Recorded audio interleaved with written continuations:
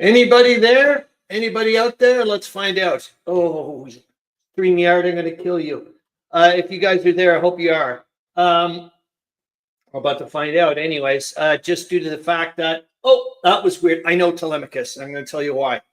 Oh, brother. Anyways, this is what happened. So when I went to set up the StreamYard for YouTube this week, for the live stream, it has this new little fangled thing that says, oh, how would you like it sent? Landscape and vertical and whatnot. For anyways, I just assumed it was just going to do it on the off chance, but it sends two streams at once. And I was like, and as you guys know about my computer issues, I was like, no, let's just delete the one with the mobile stream and go with the other one. So when I went to go unactivate it, it said, you can't do that. You've deleted your thing. Anyways, we're here. Thank God. Good to see you. Let's start off right off at the very beginning. Great to see everybody as per usual. It's been a while. I know that. Holy smokes, we got a lot of stuff to talk about. But let's start off right off the bat. Tolemykus, thank you with your quote, as per usual. It is all important that our soldiers should not get the impression that their lives are being wasted, their sufferings needlessly prolonged, and their heroism spent in vain. And you put in that it's from in November 1917. Here, I'll pop it in. The Great Britain Prime Minister to the Commons. So I'm assuming that must be yeah, it would be Lloyd George, as far as I know. Great to see you. You guys probably don't know the person, but great to see you, Natalie. She's a super great person, a super great friend of mine, and an honorary mud glutton, to be honest with you. It was so great. Well, a long time ago, I remember her saying that we're sticking together. We're both like in the trenches together. I was like, oh my gosh, you're a mud glutton for sure. Great to see you, Meandering Mike, Charles Latora, and William Arends. When I wrote when I read your thing here, I could have written what you wrote, essentially, William Arends. We'll get to it for sure. Anyways, I'm going to remove, I want to add this to the stage. I got to remove this and then add that so you guys can see it. So welcome everybody. That's another thing I'm going to have to do is change the backdrop there, as well as maybe just now pop in live stream what the date is, since there seems to be a jump around for like 2 weeks, 3 weeks, whatever. Anyways, welcome everyone. Great to see you. Please let me know what you guys have been up to this week. I'd like to know. I know a few of you because I watch your videos and whatnot, but I'd love to know. Now, here's one thing I know for a fact we're going to do this week is we're going to jump up a few things on the queue. There's a lot of community contributions for this live stream, and it led to other things. And I want to make sure that those are presented before we get into the other things. And we'll see how it goes. On a side note, William Arends, about you mentioning that you weren't able to get a lot of translating sent over to me for the ATAs, the Arends translation attrition. First off, as I've said before, I'm eternally grateful for any amount of material you've given me, but thank you for letting me know. Secondly, is the fact that when you're going to find out, there's no war summary for the after hours. The only recorded material I have is actually one of your ATAs. That's how behind I am. I just took a cursory glance at your email that you sent me, and I was like, oh my gosh, you sound so much like me. It's not funny. So don't. We're together, and actually, like I've said before, we need to chit chat after, like in the interstreams, and start strategizing about how we're going to go forward, especially with some of the bigger topics that are coming up. It's just been incredible. As many times I'm reading articles or whatnot, which I've never presented to anybody yet. I'm like you. I've got a flood of information just sitting on my hard drive, but I'm like, I just don't have the time. And I'm like, my God, I would love to show this to William Arends, or I'm sure William Arends knows, has got a piece that he's seen in the German newspaper about it, or something about, like, from the Cologne Gazette or something that's referenced to, and so on and so forth. Anyways, here we go. I'm going to get back to the and great to see you as well, Harro, Bosma, because you're one of the community contribution things. But anyways, here we go. And we're going to start off right off the bat with we're not going to the articles, like I said, because I want to make sure that we get to the community contributions, and there's a lot of them. The Tolemykus engagement question of the week. And here's another community contribution as far as I'm concerned. In what ways did decoy tactics and misdirection play a role in military strategy during World War I? And how did these tactics evolve during the conflict? I don't know about you guys, I'm just thinking about two right off the bat. Oh my God, we've even seen a few, remember, with a lot of the World War I images of the day where there was like camouflage going on. Remember, they were doing like fake, making it look like fake railroad tracks and so on and so forth to get to misdirect aerial bombardment and so on and so forth. I'm just thinking about the Q ships, you know what I mean, where they pretend to be poor unarmed little merchantmen or whatever, and then out come the guns. We got that dazzle technology and whatnot. Those are just two things right off the bat that I can think of. Hold on, Aaron, I'm missing more and more. Oh, great to see you, Brian R. Smith. Wonderful to see you. And Charles Sator says, I'm a bit short-tempered today. 3 weeks before I get a replacement phone. This tablet sucks. Oh, Charles Sator. Okay, I'm not going to talk to you about my mobile phone issues, but I'm glad you're here online to hang out with us. And you're kind of inadvertently yet again on a part of the community contributions, because when I saw that model of that AC, what is it, the AC-47, the thing that you called the Puff the Magic Dragon, I'd never seen anything like that before in my life. I went and looked it up on YouTube, and I found a little short, and that thing is evil. Oh my God, I can see why they called it Puff the Magic Dragon. They were saying, especially at night with all the tracer bullets every 7 seconds. Holy moly, 5,000 rounds a minute, man. Per gun, Jesus. Anyways, here so there you go. So now we're going to get on to the trivia. Who or what am I in World War I? And we saw the last three rounds, who the champions are. And boy, oh boy, this is just so cool for me because I've let it run now. We haven't gone, stopped it or whatever. But it would have been good, maybe just send maybe a little gift card. We're going to go to an e-shop in a bit, I hope. Anyways, there we are with the points. And like I said, it's so weird to see William Arends. I'm sorry, William Arends. It's just so weird to see not Brian R. Smith or Meandering Mike in the top two. It's just like, what in the world is going on? Like even leapfrog Tolemykus, for goodness sakes. And that's like, there's all kinds of interesting things going on there. It's like a little micro battle going on between Harro, Bosma, and Charles Sator. I love that. Anyways, here we go. I'm gonna pop in the first your first clue. Oh my gosh! And Harro Bosma, not Harro Bosma, Tolemykus. With your yet again, I think I've added another little game that we can play with your 50 facts, or you called it 50 true statistics. I morphed it and called it 50 facts. So, anyways, you're going to see in a little bit. I got another whatever. Old guys rule. Yes. Anyways, here we go. I'm gonna go. Here's your first clue, and for anybody new out there, essentially what it is who or what am I in World War I? 6 clues. I usually start fairly obscure, not this time, and well, I guess, and then I get a bit more specific. You get a point just even for guessing. You could say I don't have a clue. That's a point. So then there's some people that have run the scoreboard. Wink, wink, Meandering Mike. No, even though he's good, I'm just saying he's done some pretty good run-ups by going, let's have some fun with this. And this is the whole point. Let's have some fun with this. Anyways, here's your first clue. My brother was a physicist and president of the German Naval Observatory, and I'll pop that in the comments as well, so you can see it there. Hold on here, and we're doing all right. So we know it's not a what am I. I'm going to get into the comments. Truth, Brian, truth. Well, you know what, Charles Sator, since that came in after I asked for the first thing, you're going to get a point for truth, Brian, truth. So there you go. You're going to get a point for that. And then Harro's going to get one for Eric Ryder. Nope, you're going to get a point. Sorry, you are incorrect, Harro, but you're going to get a point. Meandering Mike, I like it. Oh my God, you remember that show? That was wild. Meandering Mike says HR Puffin stuff. You're going to get a point, but you are incorrect. And Tolemykus says Mickey Mouse, and you're going to get a point, but you are also incorrect. Let me put it in the comments. Yeah, we got a ton of community contributions. And the beautiful thing about the community contributions I found was it led me to other things. I was like, oh my gosh, I want to go and talk to you guys about these things. They're amazing stuff. Charles Sator says Bismarck, you're going to get a point, but you are incorrect. Where are you here? There we are. And now I'm going to get you your second clue. Oh, you're going to kill me later on, William Arends, when you find out what the trivia answer is, but I can't really say it now.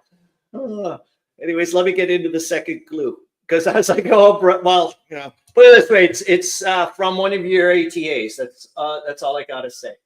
We're gonna put it. Are you kidding me, Brian R. Smith? Give me a break. God Almighty, you should be. This is insane, man. Anyways, Brian R. Smith got it. God darn it. Jesus. Oh, wow. That was amazing. How did I do? Oh, I got to hide theirs and then put it in. Well done, Brian R. Smith. Holy smokes. Edward von Capel. Darn it. Well done. William Arends, you're going to get a point for Ludendorff, though. Hold on. I'm going to pop that in. Holy smokes. That was good. So you're going to get a point there, Brian R. Smith, and, of course, an additional 6 for the whatever. Hold on here. I got to get other people here. Tolemykus. Oh, Meandering Mike says, Periscope, you're going to get it. Oh, I like that. It took me a while to figure out what the hell you were saying. Too much info in the opening clue. Are you serious, Brian R. Smith? Holy Moses. I thought that was really obscure. Jesus. Okay, hold on here. I just want to make sure people get their stuff. Okay, let's go. Well, we're going to stop your thing. I don't have to show the rest of the whatevers here. Well, I'll show the clues, and then I'll show him. Wow, that was impressive. Oh my God. So, yep. I was a major player in drafting the German naval laws. I can't remember how to pronounce it. That's why I didn't put it in there. So it sounds almost like I think Brian R. Smith could probably tell you more about Edward von Capel than I can. Anyways, I was in charge for a very brief time before the war started. His boss was on summer vacation, Tid-Bits, as my boss was on holiday, and I ended up giving a nod to the blank check. Yeah, he was around at the time that said, yeah, I think it's a good idea. And yeah, like I said, William Arends, he's mentioned quite a bit in one of your ATAs. I actually got upset when I found out what kind of craziness he was. I was like, well, yeah, I went with it. You'll find out in a minute. Although I did retire during the war due to ill health, I was coaxed back by Bethmann Hulveg to come back and fight against unrestricted submarine warfare. Unfortunately for him, I had changed my mind. Yeah, supposedly he was encouraged by a lot of other naval officers that said, actually, this is the way to go. And he gave his nod and supposedly helped persuade the Kaiser, which didn't seem too hard to do. Seemed like the last person to talk to this Kaiser was basically that's the way you would get things done. Although I did end up taking over after my boss was sacked, I still believed in the superiority of surface vessels over submarines in warfare. And that's part of the thing we're going to see later on for people that hang around for the after hours with the ATA, is the fact that Edward von Capel, who I'll bring pop him up here, it says in they call it the Capel, whatever. Oh no, there he is. Trivia. I wanted to make sure you guys wouldn't see him properly.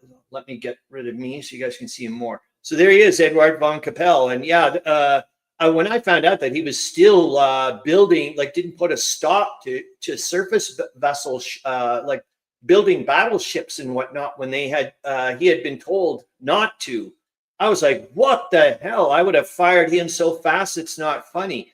So I ran with it. I was like, oh my God. I mean, maybe he's actually responsible for Germany losing the war because they didn't build enough submarines in the end.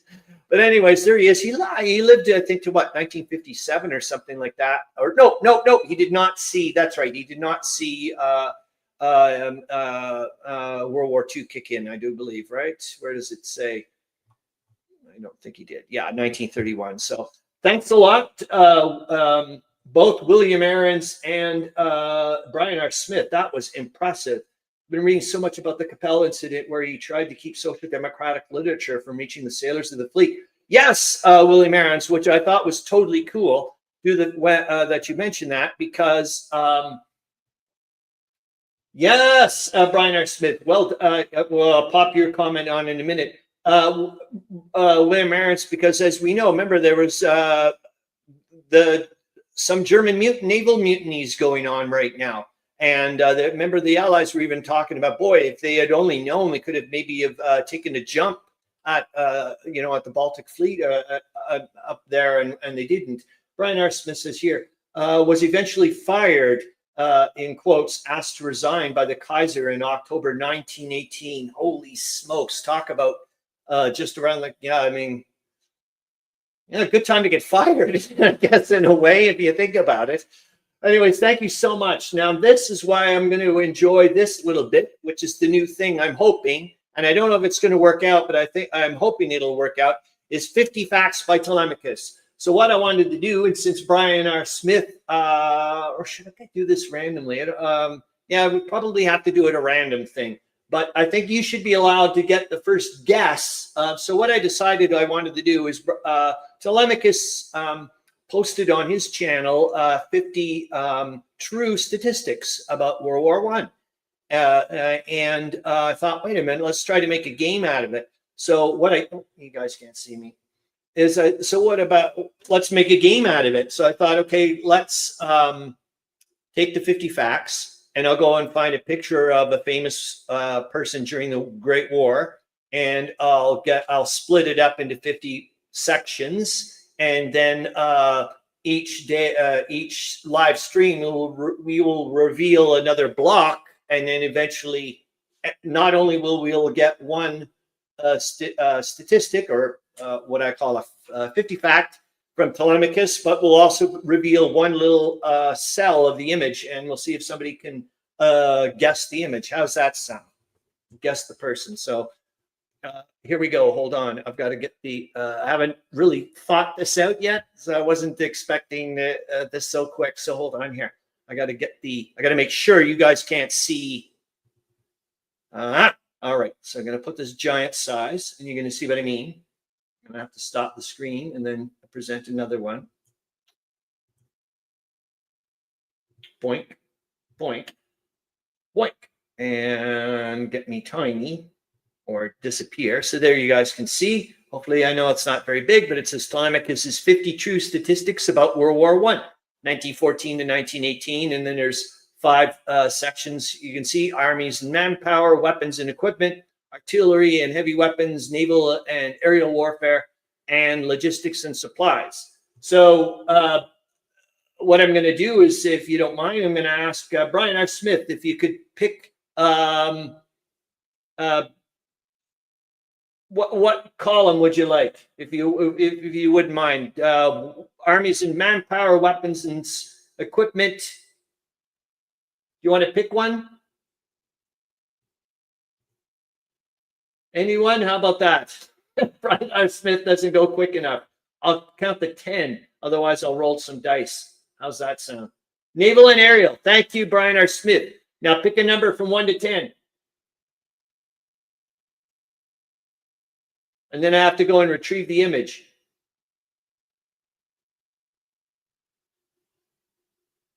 Three.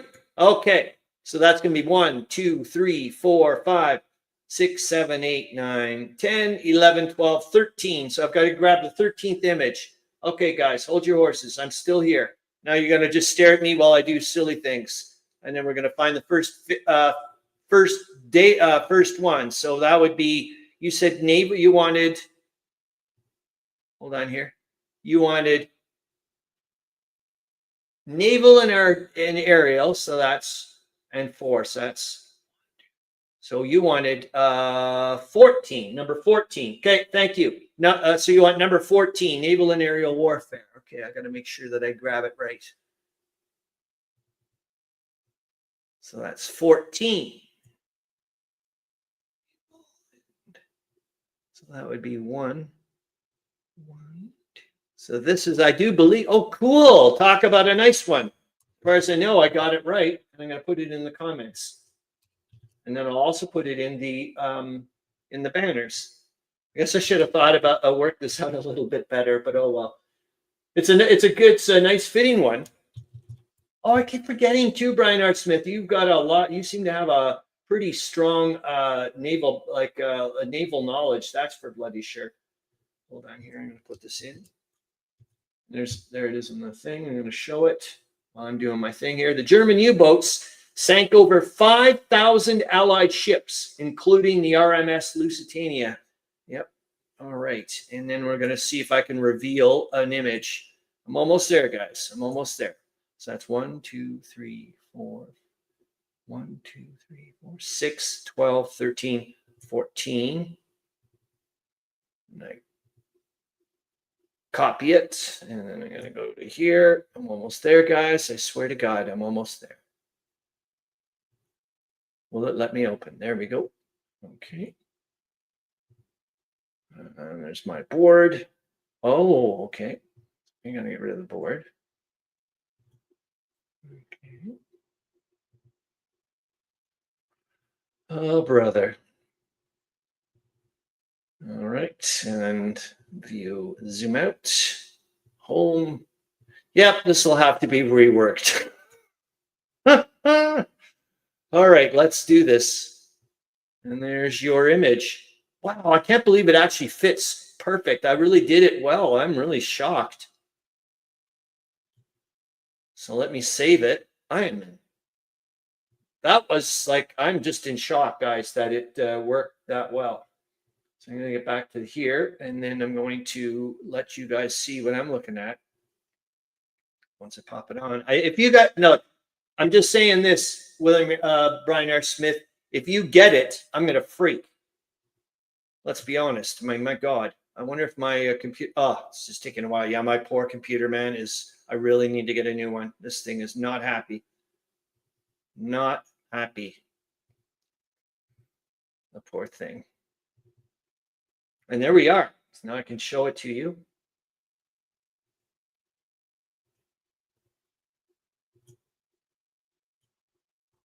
Or maybe I can't anymore. Is it doing that again? I think it is.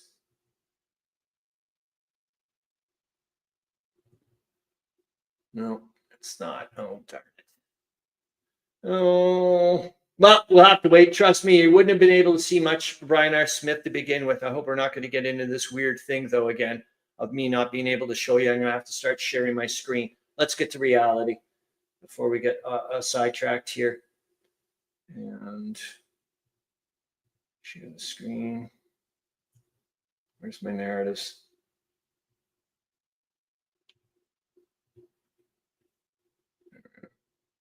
Point. Oh, thank God.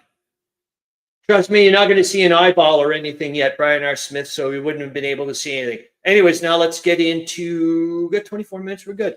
The World War I narrative logic puzzles by Tolemykus. And as far as I know, we didn't do it the last time, so we're going to do it this time. I'm going to pop it in here. The disappearance of the SMS Gears Spy, 1916. Actually, we may not be able to, hold on here. Let's see if I'm allowed to, if it's going to show it as a window. Hold on here. Please, please, please, please. Oh, we're good. Yes. Yes. Oh, I'm so happy. So there's the, I'll get rid of me. But there's, if you guys can figure that out, you're amazing. There's the first block. I'm shocked, though, that my little image went.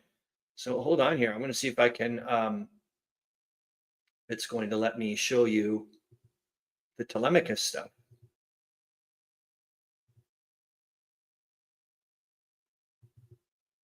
I certainly hope so.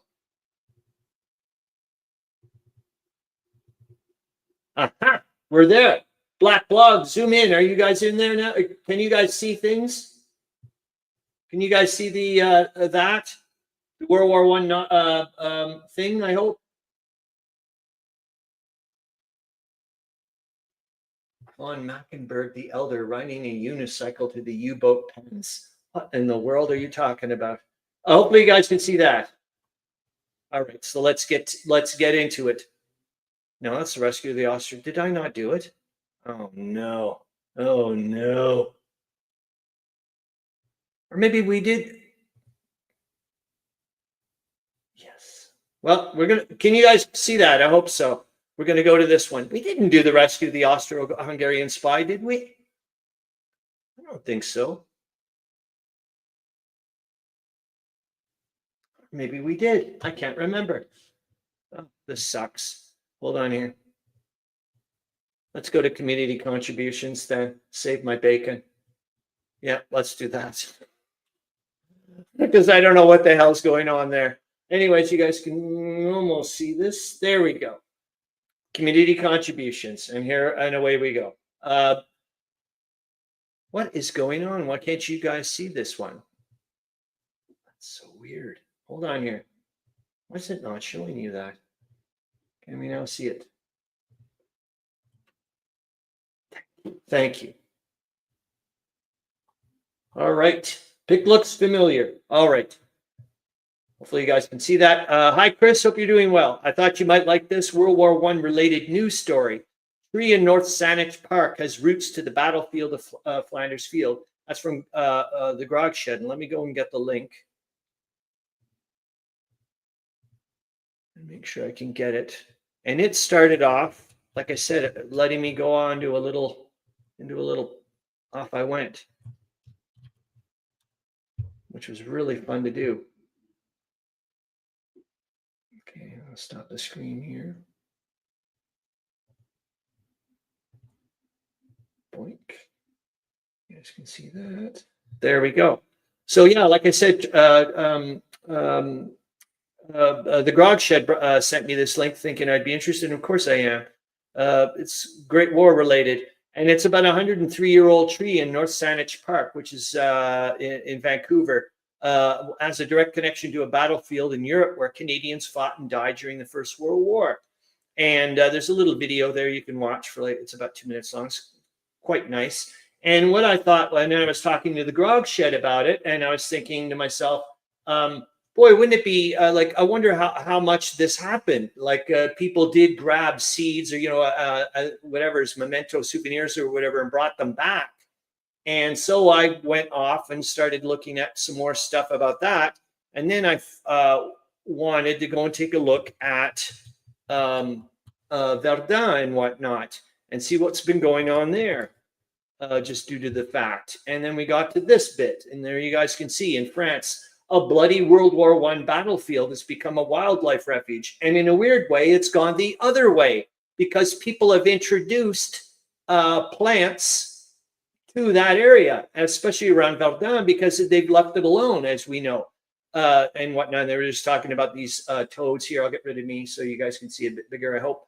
And there's they were showing that toads are living now in crater holes and so on and so forth.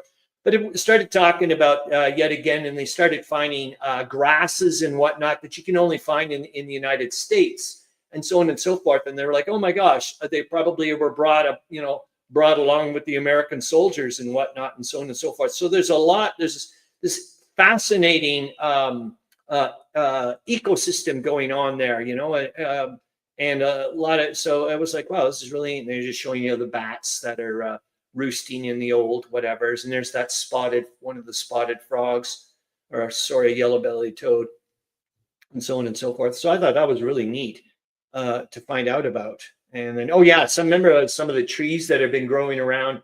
I know, Brian R. Smith, my God, La Zone Rouge. I was looking at it online there in the Wikipedia. It's monstrous how big it is. It's just incredible. I couldn't believe it. And this also brought me to is that it? I thought there was something else I wanted to also look at because of that. No, I don't see it. I thought there was. No, that was it. It was, the iron harvest. Does everybody, so that's Brian R. Smith, yet again, it's probably partially about, in some ways, what you're talking about. See if I can bring this up, the iron harvest. If I can find it. Hold on here. I think I have it in my thingamajig, and then we'll have to get rid of this. So I found out about this due to the fact of, the Grog Shed sending the North Saanich beech tree thing. And boink. We got the iron harvest. To get rid of me again. Hold on here. The iron harvest is the annual collection of unexploded ordnance, barbed wire, shrapnel bullets, and congruent trench supports collected by Belgian and French farmers after plowing their fields. The harvest generally consists of material from the former Western fronts of the First and Second Wars, but are still found in large quantities. Yeah, Brian R. Smith, again, when you were talking about the Chernobyl, now that I'm thinking about it, just the amount of arsenic and all that stuff that keeps leaching in, towards all the crater holes and whatnot. They're off the charts for toxicity. You're right. It's monstrous. But look at this. And what do they say? What's that? 1.5 billion shell. Oh, right there. 1.5 billion shells were fired just on the Western Front. I thought that was for the whole war. I did up to just now. I thought it was I thought that was nuts. Remember, they were saying, remember the opening day of Verdun, they were saying that one of the French guys one of the French soldiers that remarked about it afterwards, he said it was like looking at, imagine this, like for what, 8-9 hours straight. It was like watching someone with a fire hydrant slowly hose the same spot every 15 minutes back and forth along the trench. That's how much. Like they said, it was raining metal for 9 hours, and that's with just the opening day. Just mind-boggling stuff. So that all was brought about here.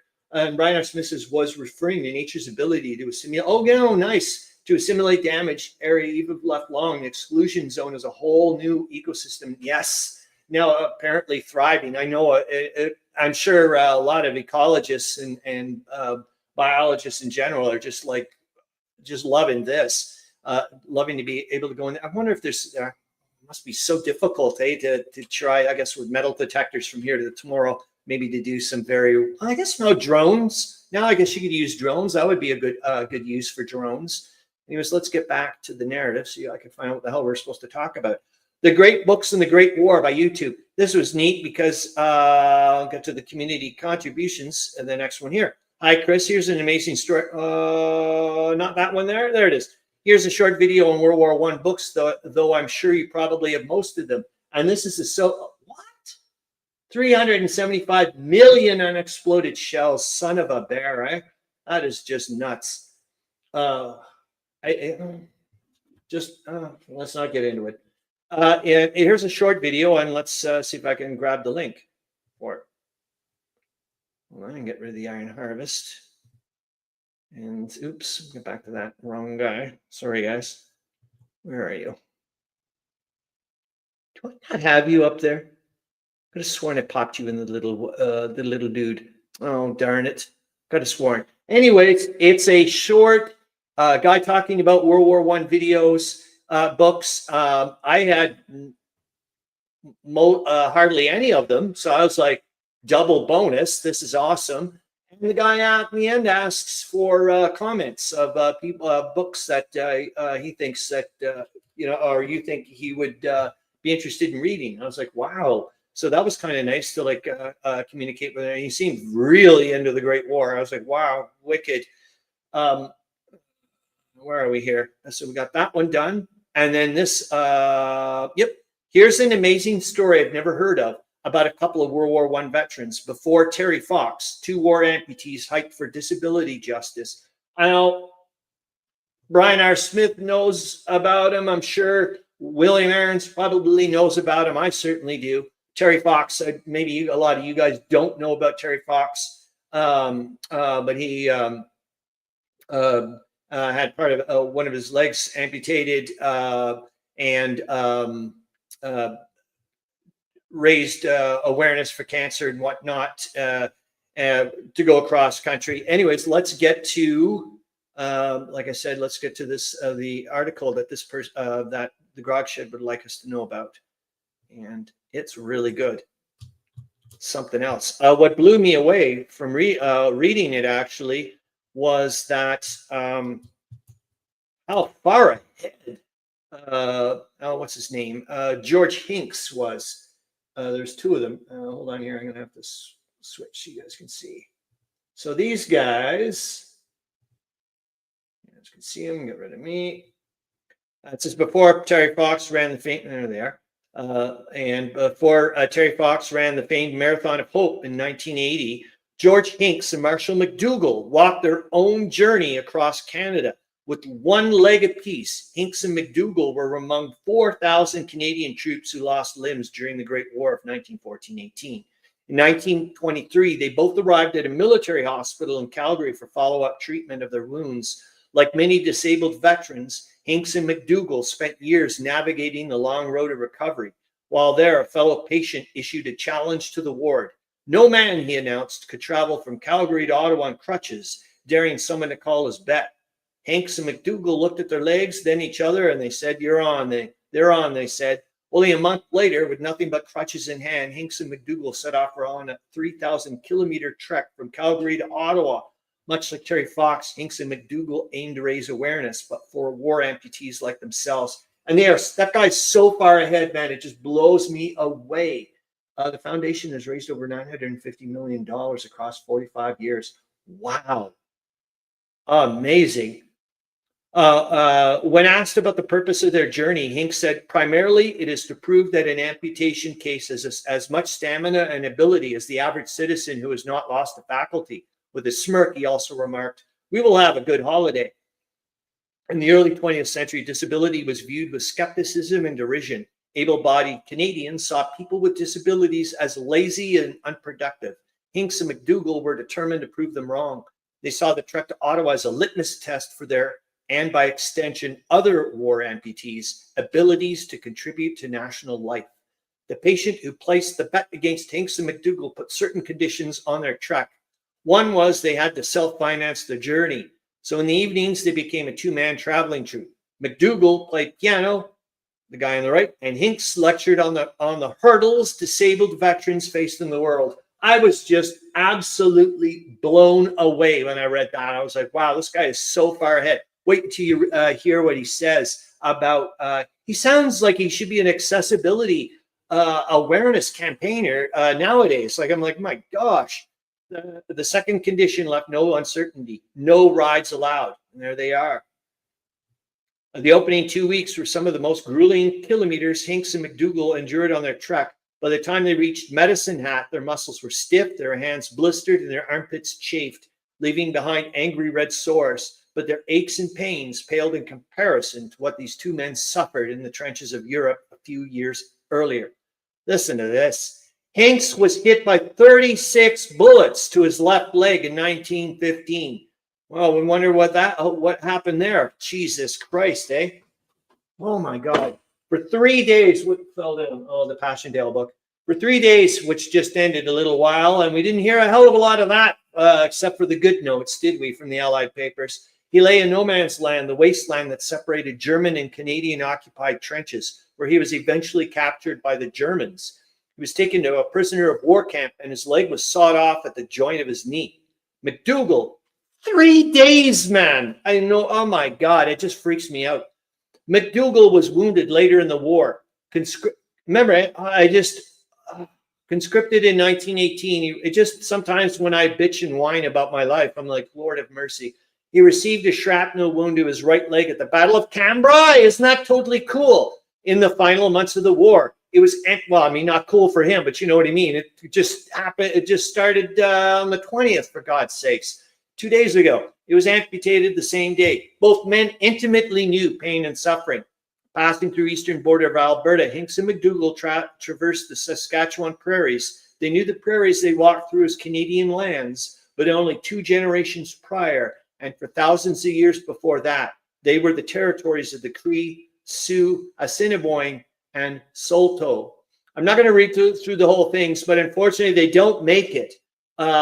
It says here, but amid the hottest day of the year, Hinks delivered his most provocative speech along their hike, starkly laying out the challenges amputees faced in post-war Canada. Unlike Terry Fox, who championed facing adversity and overcoming one's limitations, Hinks challenged his audience to confront their attitudes toward people with disabilities. The veteran with an amputated limb is unable to compete in the employment market, he lamented. He is under the handicap of visibility of disability. Despite his great services to the country and the sacrifice he has made, many a disabled veteran is without work and not suitably provided for after 5 years of peace.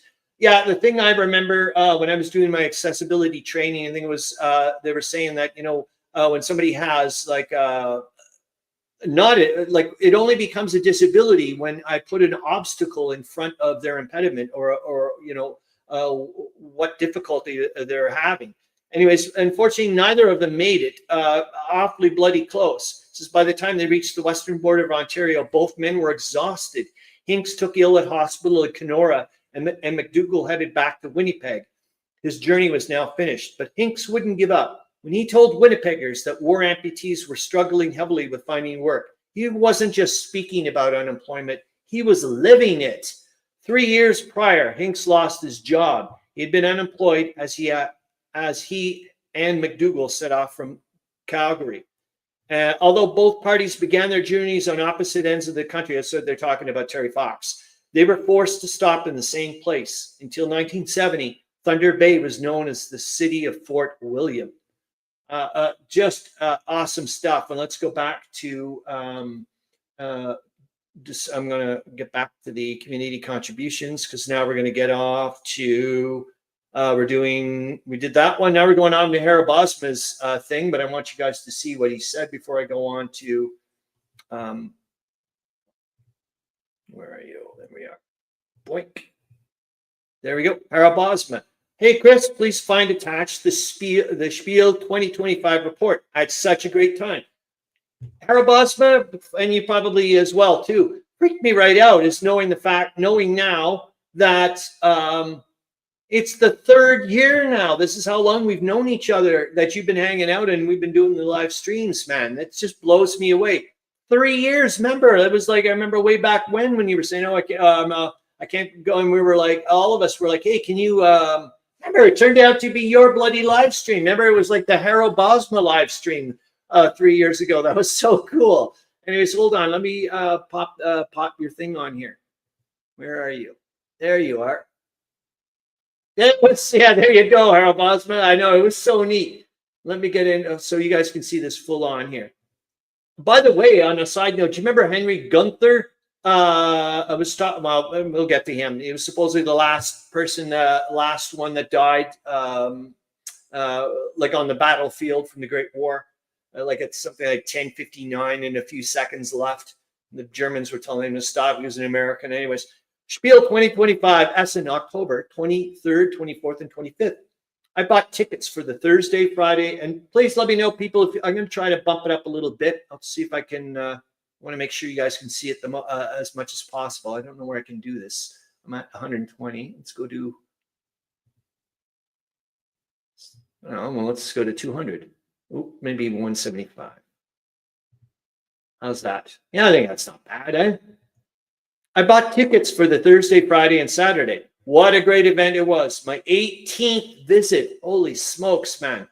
I live 30-minute car drive from the event, and this year the event was over 4 days with over 220,000 visitors. Jesus H. Christ. Below, some great impressions. Holy cow. It was neat, Harold, when I was reading it ahead of time. I was thinking, oh my God, Meandering Mike's going to look and salivate on a few of these pictures. I can guarantee you when you see some of the games. Fantastic atmosphere as always. Unfortunately, less and less small publishers each year. The big ones become bigger and bigger. Nevertheless, always something new to discover, and happy the hobby is alive and kicking. Missing this year, Udo Grebe, Germany's largest war game distributor. VUCA Simulations. Oh, wow. That is interesting. Histo Games, Friedrich, Maria, and Marengo. That I find really interesting, Harro. I wonder why. Secondhand war game sellers, but also hope as there were new publishers and still quite some war games. Spiel 2025, here we go. Sound of Drums. I had a meeting with Uwe Bulletin, the owner of Sound of Drums, ILAO 1807 of the game, and last year they had a stand as well, but this year was special as Uwe presented a new game, Neither King Nor Gold, the PO edition, and well, I can put that link later on. Uwe is very friendly and humble guy, and it is amazing what he has created with Sound of Drums in a highly competitive market. Went to Sound of Drums to try my luck if I could get to play Neither King Nor Gold. I was lucky and got to play the game with Johnny, Kevin, and Tom from the UK. The game master explained round by round what to do. And it looks pretty, there's a lot of people looking around on it. Oh, wow. Look at that. Hopefully you guys can see that well. That's beautiful looking. I guess that's the guy explaining it.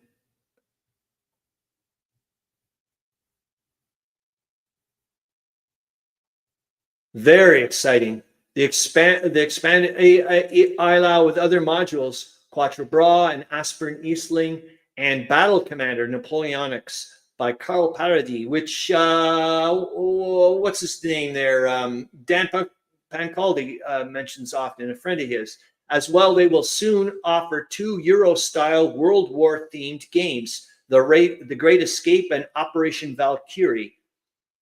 Company of Heroes. Great looking game and high ratings on BGG. However, the cost for this basic box was 179 euros. Jesus. So I passed. I was unable to try, but it looked like a lot of fun. Company of Heroes. Yeah, it's like a miniatures thing. Interesting. World in Flames. They offer all 18 railway games, and like last year, they also had the World in Flames deluxe version for 150 euros. A steal, but it is a monster game and lifestyle. Interestingly, I saw it. I don't know if you. I don't know how you'll have to tell me if you saw it. If you had 2 written down twice, I wasn't sure if it was 22, but they were separated, or you meant to do just 2. But I saw 22 or 2. Well, regardless, you saw some Napoleonics expansions for Command and Colors for 30 euros each. Okay, 2. Yeah, I thought, geez, they're turning into freaks. I already have the basic games and epic generals and Austrian expansions. I bought both expansions. Normal price is around 65 to 80 euros. Oh my God. I only need the Prussian army, Spanish army, and the Russian army. Jesus. Ares games. Each year they have a large booth with a lot of war games. Also some World War One. Oh my God, I can't believe we're at 11:48. Also some World War One games and Wings World War One minis. I used to own Wings of War and few World War One planes, but the game itself disappointed me a bit. So years ago I sold them. Whoa, look at that. I love that map on the bottom left. I guess that's North Africa. Holy smokes, that looks so cool. Nevertheless, a great booth with everything War of the Ring, everything Quartermaster General, also the new Quartermaster General Mediterranean. Really? If it's, and I'm assuming this is all World War One related, please God in heaven. The booth also offered a new game, Wunderwaffen. I had a chat with Walter Ober, the designer. See picture below. By the way, William Harro Bosma, this is freaking awesome report. Awesome report. Really? Oh, this is good to know, Meandering Mike. Because let's be honest, that's is it you mean the one we got, the little tin dude? That's cool. Really nice to know. I had a chat. I'm just saying, Harro Bosma, this is a freaking amazing report, man. I had a chat with Walter Ober, the designer. See picture below. Fantastic artwork and theme. Allies play against German player, but also against each other, as Allies want the fame of capturing Berlin. Unfortunately, I was unable to play, so I passed for now. If ratings and more info on BGG become available, I will resist. Is this true, guys? You guys would know this this. Weren't there even Soviet generals fighting amongst each other to get to Berlin quicker? Like it wasn't even just the Soviets versus the Americans. Am I wrong in that? Anyways, I know I want to get back to so there's the designer. What an interesting looking map or board.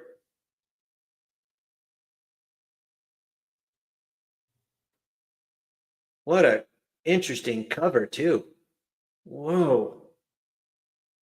Oh, is this that's going? So that is okay. Excellent to know.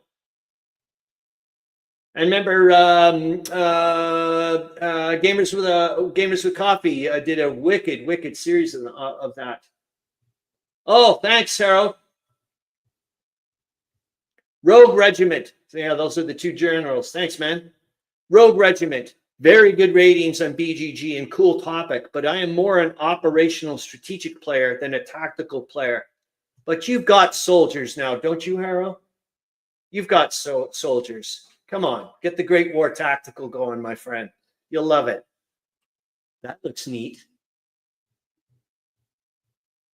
NEC, Spanish war game publisher, infamous for The Other Side of the Hill. You guys would know about it. I don't. Where you simulate to be a member of the I see why. OKW, Hitler's Supreme Command. I bought this last year, but have yet to play. There was a lot of discussion online as the pre-orders received an Iron Cross. Oh my God! I think when Meandering Mike was talking about this, received an Iron Cross with the NEC logo in the middle. I think he was saying that was like a major no-no. I bought the card game Tacmento for €5. It's about maneuvering Turquios around 1600. Great looking. I've yet to play. I don't have a bloody clue what that's about. And William Arends says Stalin sent one general against another to compete to see who would be the first to get to the Hitler bunker. What the hell? That's pretty cool, though. I kind of like that. Jesus, Mom. I mean, I'm sure the soldiers didn't realize. It's almost like a little bloody video game. Andrew makes this Other Side of the Hill. Yes, the controversy. Okay. I remember you guys talking about this.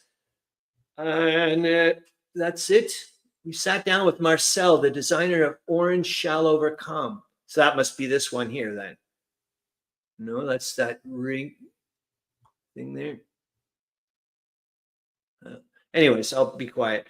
It is a cooperative game where you are playing Dutch resistance during World War II, completing missions and trying to avoid being arrested by the Germans. Great guy, great game, great time, but I passed as I am more of a traditional war gamer. But boy, that certainly sounds like that could be reskinned for the Great War, don't you think? Big time. So that's it there. Okay, thanks, Harro. We got some more hat lovers. Excellent. But I'm thinking that could be easily turned into a Great War stuff, especially if you're trying to get some contraband material across the Dutch border to Germany and so on and so forth, and not being remember what they were called? Oh, darn it. The NOT, the NOTT, the Netherlands Overtrust, whatever. Orange shirts. Yeah, it's a good time to be wearing them, eh? That's for sure. I also saw some new non-war game themes that I found very cool. Jakarta traffic.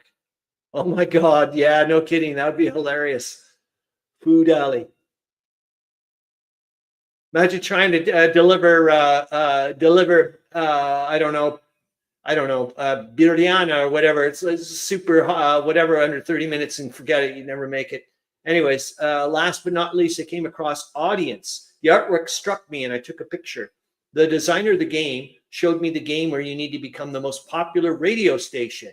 He pointed to the lady who was the artist of the game. I bought a copy and she was kind enough to sign the box. And I'm assuming that's you, Harro, on the very right there.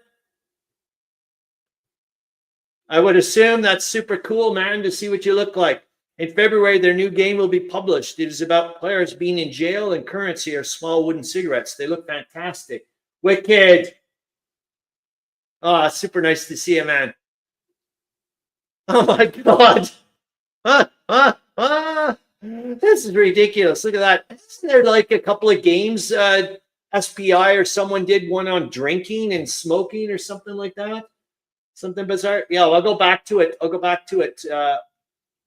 Here, I'll see if I can even, I think we're almost finished, aren't we? So another year went by and I'm grateful that I live nearby and can afford to buy what interests me. What a privilege. See you next year, Spiel. And we'll see you next year for sure. Let's make Harro giant so you guys can see him a little bit better. There you are, Harro. Thanks, man. And then we're going to go back to the community contributions because now we're off to William Arends' stuff. And like I said, I only did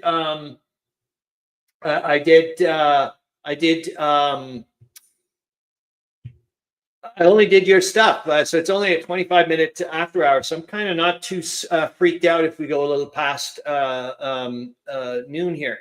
William Arends says this. You're going to see the images in a minute, I hope. remember. I have to minimize. Maybe that was the last time. Maybe that was all the only issue I had. I don't know. But certainly I have to make sure that I do the Gears Spy. I thought I had it all queued up too. God darn it!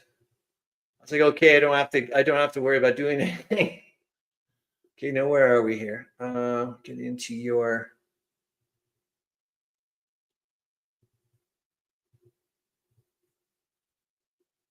I could have sworn I did. No, I'm sure of it.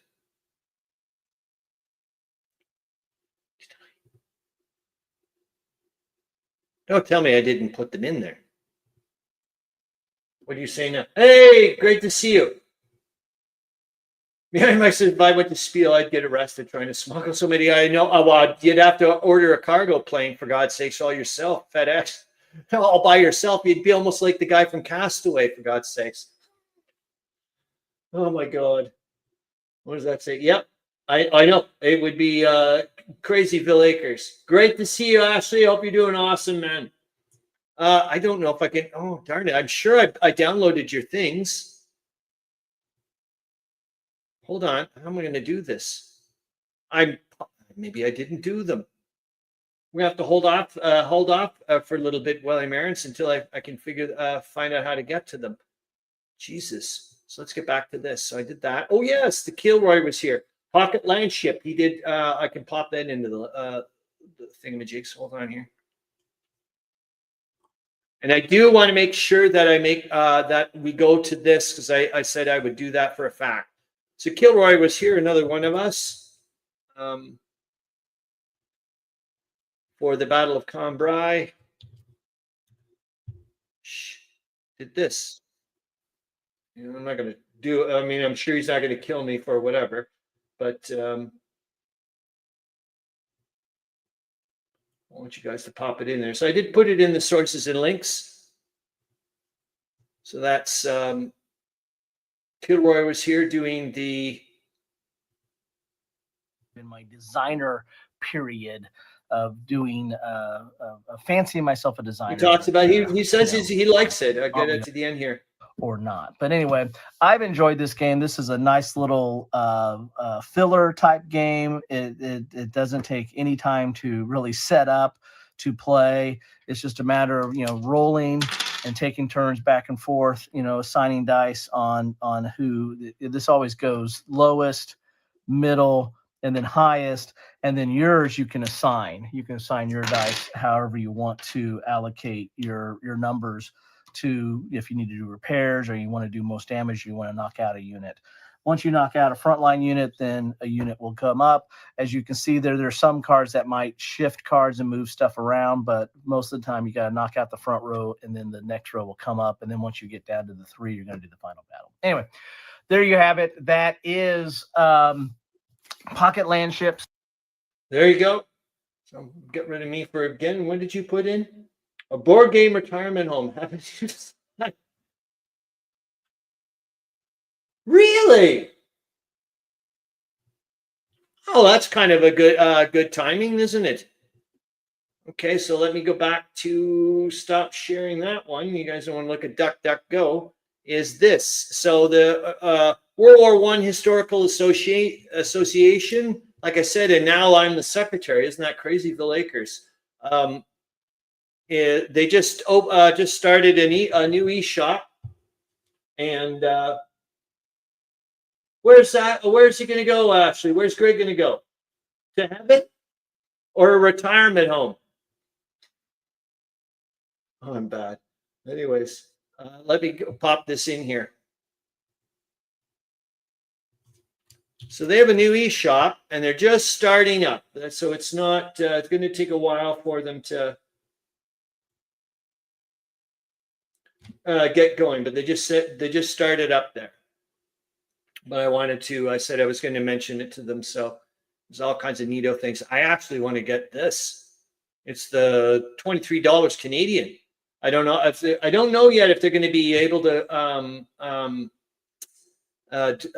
deliver to Canada, but I certainly hope so. But the historical, like I said, the World War I Historical Association just started their new e-shop. They're going to start adding a lot more things. So I'm pretty darn stoked. And let me see what else I wanted to chit chat with you guys about.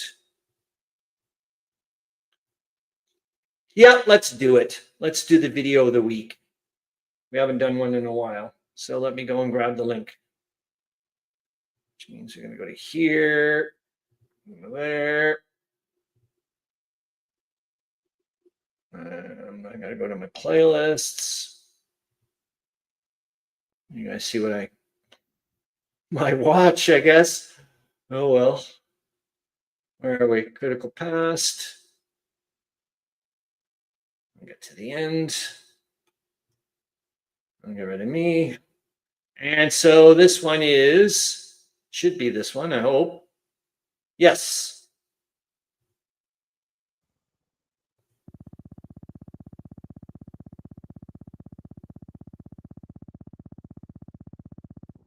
So this is just after the Battle of Cambrai. I think think what they captured over. Let's talk a quickie bit about the Battle of Cambrai. From what I know, tiny bits. It's just so cool to see them all like looking at it like it's a bit, such a big spectacle. And to think right now, or just I do have them, William Arends. Just give me a second or two to. I just have to go and grab them. But no, you don't need to. I'll have them. I'm just shocked that I didn't. I think I just copied your text. This poor lamppost.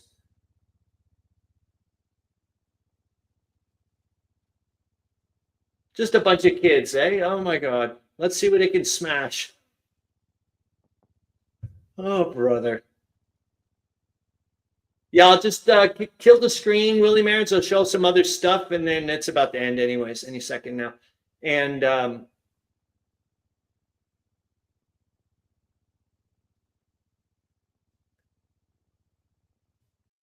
there we go. I said it'll stop sharing. I'll get back to me. So what little quickie bits that here I can go straight to my Yahoo thing and get your stuff here.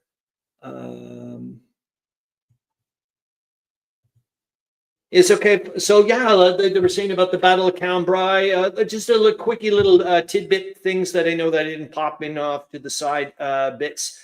What they were saying, okay, it's the largest tank battle up to date up to this point, but it's the largest amount of airplanes that have been in the sky at this point in time. It just blows me away to think that there's no radar, no real two-way communication, all that stuff. And there's all these just amazing how, oh my God, how it must have been absolute chaos. Engine fuel, oil in your face. Oh my God, just amazing what they went through. They were saying that one guy, I don't know who his name is. I can't remember his name, but Indian Idell mentioned it in the week that there was one German. He's the only German that's ever been a soldier that was mentioned by name in, I guess, the British reports or whatever. And he took out 7 tanks by himself with his artillery piece before they took him out with a machine gun. But that type of stuff. What else? That's all really I can think of. Except that both sides clued in the tanks were going to be. There was something to tanks, even though it didn't work so well. And what did William Arends says? I once directed an armored personnel vehicle to knock down trees in a German tree. Really? Wow. By mistake. What the hell? As in you weren't supposed to do that? Anyways, I'm going to grab your pictures here. So I'm shocked that I didn't download them. Could have sworn I did. I know I looked at them. Goodness gracious. Okay, so at least we got them. I'll have them. Oh, fantastic, Ashley. Oh my God. That is one thing it's a moneymaker. And let's be honest, come on. It would be like every day's a convention. Oh yeah, and of course no one saw what you saw, what I'm talking about.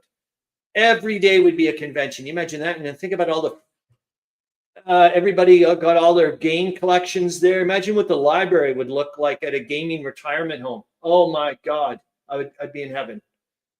Anyways, let's go back to. I'm going to grab some more pictures here. Did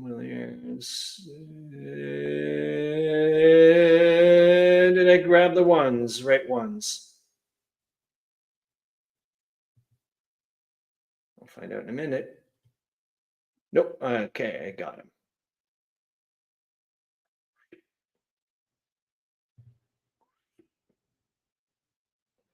We're going for dinner. Have to run. Thanks so much, everyone. See you in 2 weeks. Well, thank you for doing it. I'm so glad you popped by, man. And have a good time. Hope you have a good dinner. And yep, see you in a little bit. And hopefully it will be 2 weeks. Oh my God, we're getting close to Christmas time too, eh? Jesus. All right, so I did download them. Now hopefully I can look at them. So we did that. And then, oh yeah, okay, we're going to look at the other bits here that I've got off to the side, but we're going to look at your pictures. Here, hold on, I got to grab them first. Quick access to downloads. Uh-huh. All right. Oops. I'm going to share the screen. All right, and get rid of me. So you guys can see it. No, it doesn't really seem to have mattered. I thought it would. Nope, didn't do much, did it? And this is the Vietnam War, Afghanistan conflict, and NATO peacekeeping missions. World War II. Here, I'll see if I can adjust the colors. I didn't do much. A little bit. Oh, there's World War I up there. World War II. Okay, neat. And what's the next guy? Ridgeway Branch 230, in loving memory of our fallen comrades who made the supreme sacrifice, the Afghanistan conflict, NATO peacekeeping missions. And the honor roll. Let's see if I can get it bigger. And this is in Paris, William Arends?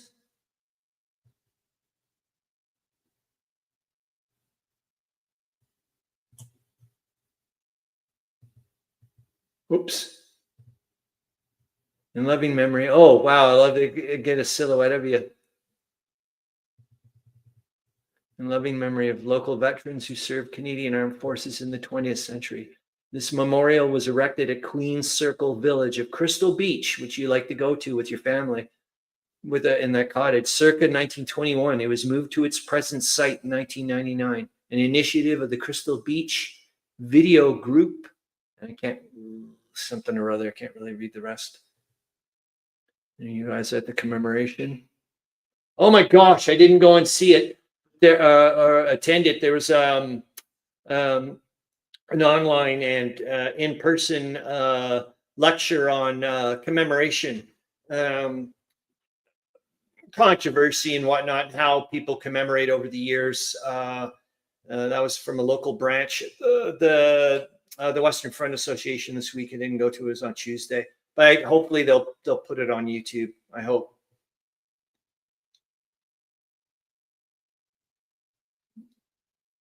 I've got, and there you are. And I think you wrote something there. You look pretty bloody. And what does, oh, I get to read this. Hold on here. I get to read your little thing. And then we'll go and look. Thank you for your selfless service to the United States Army. From the officers and NCOs of the 1st Battalion, 309th Regiment. Master is, I don't know what MSG stands for in military terms, but I'm going to zoom you back down so everybody can see you. God, you look badass. And I'm going to see what you wrote. It says here, picture of myself in an old Army uniform with the eagle statue that my unit gave me at my retirement in 2011. No, it's interesting. It's interesting. The Ridgeway section. Okay, thank you. And Meandering says that's good old woodland camo. Kind of reminds me of the picture of him as a lunatic in his airsoft days. Master Sergeant, thanks, William Arends.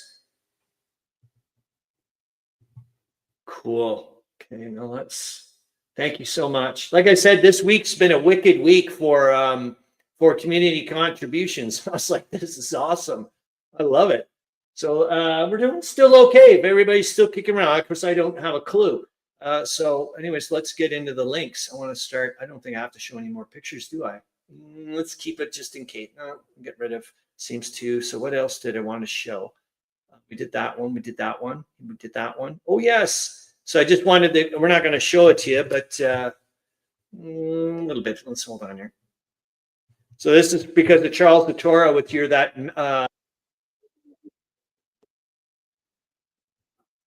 well, actually turn it on.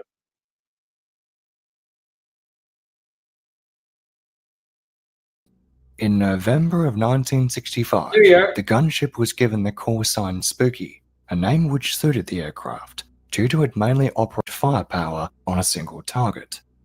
Every fifth round fired from the minigun was a red tracer, which was used to assist in aiming. Each minigun could cycle through due to the intense red tracer stream.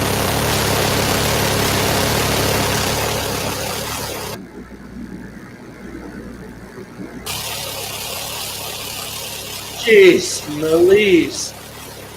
I mean, that's just evil. Anyways, William Arends, Charles de Toro, like I said, when I saw that model that you were doing, and I'd never heard of it, I was like, I got to go and take a look at this bloody thing. This is insane. And I was like, whoa, this is off the charts. So what else did I also want to no, this one we're not going to be able to do, darn it. But I'm going to show you a little bit of the PDF because I want to talk about this at some point because I really think this is going to be really, I think you guys would like to maybe do it with some of your own stuff. And I certainly would like to try this with the Great War scenario. So I'm going to show it to you because you don't know what the heck I'm talking about. So this is from the Lone Warrior. And they, occasionally do, this is from a rules system. And this guy shows Jim Rohr, and he's a major contributor for the Lone Warrior website. Let's see if we can get the 200 or whatever. That's a little bit there. There we go. Anyways, he just shows you how he uses a roadmap to make his own game. And he was using whatever. And if we get down to this bits, I was like, wait a minute. I would like to maybe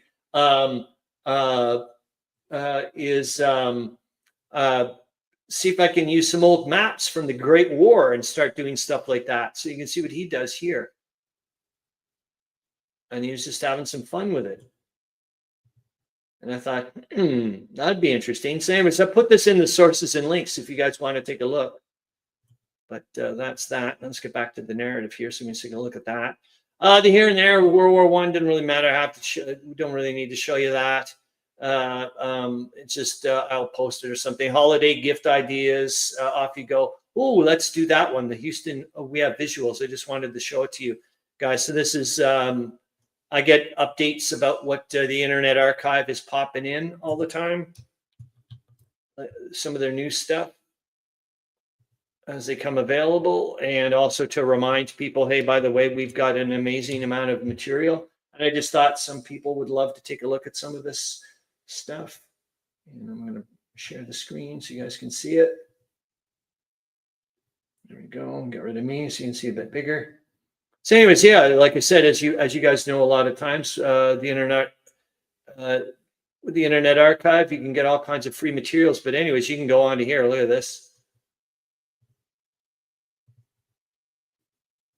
On and on and on, guys. And we're not talking crappy resolution here. And you're allowed to use these. And it's just on and on and on. There's unbelievable images. It's just incredible. Anyways, I just wanted to let you know. Stop that again. And back to here. And what else did I have on my funky thing here?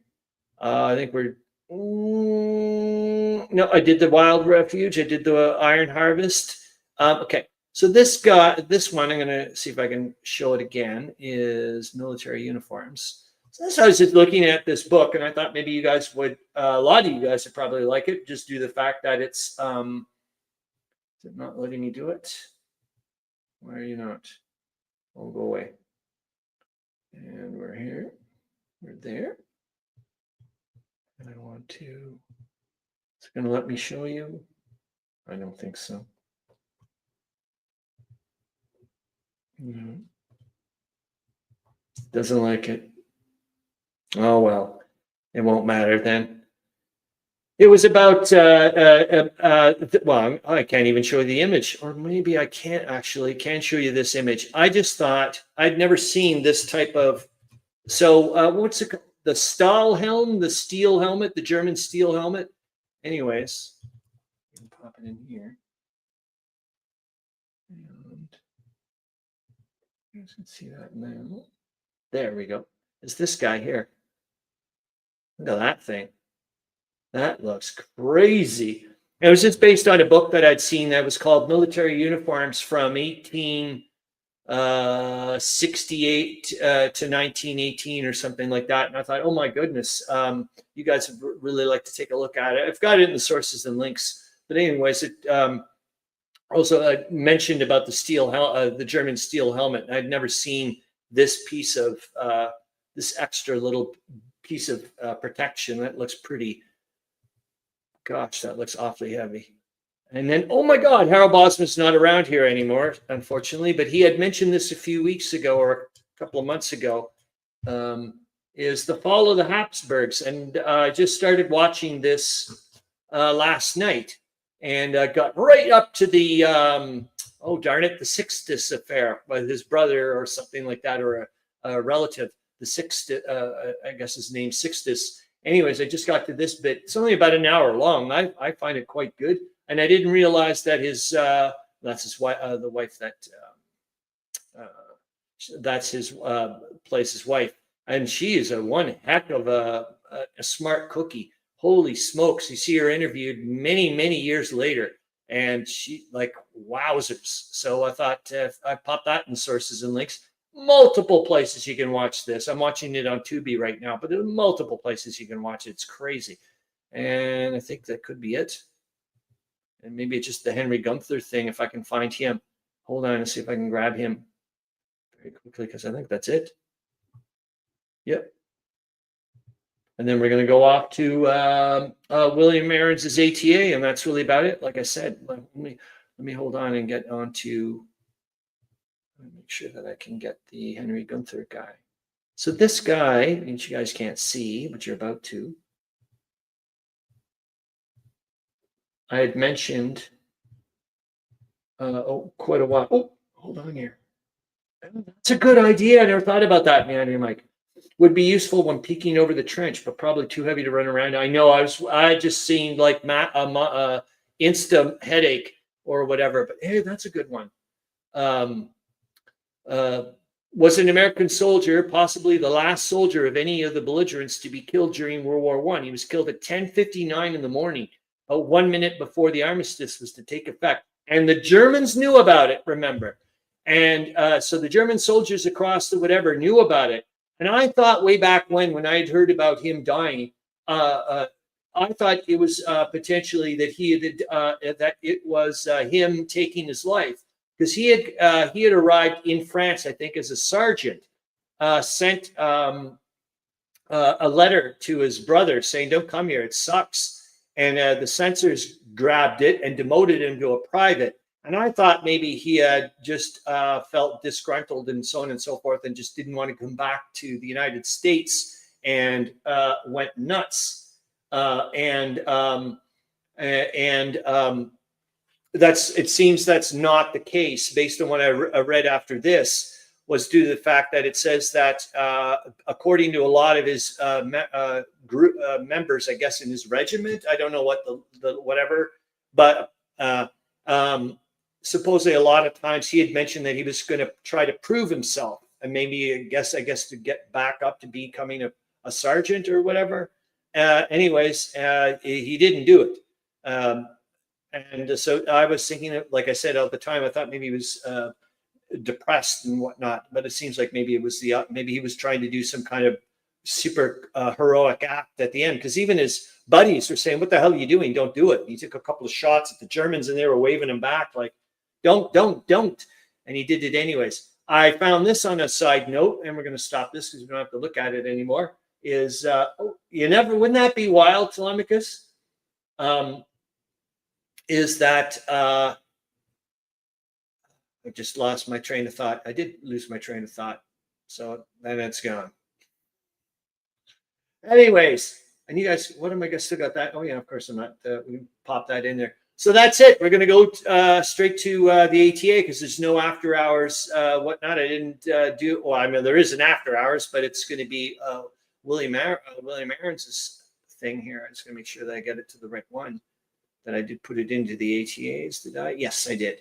So it's only 26 minutes long. I did, like I said, I didn't even look at any of the war summary. I've just been so far so backed up, and that's why what blew me away, William Arends, when you mentioned what you posted on your thing. I've been spending so much time going, oh my God, I've been gone around to recording some of the material that you've, or most of the material that you gave me. I haven't done any of the war summary. I haven't done this. I haven't done that. I started working myself up. I could even hear in the back of my mind Brian R. Smith mentioning, remember, this is supposed to be for fun. We're just supposed to be everybody hanging out, relax, chill, the whole 9 yards.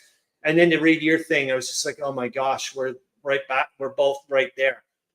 So, yep, like I said, fingers crossed. During the inter-streams, I'll contact you and we'll strategize about what to really hunker down on.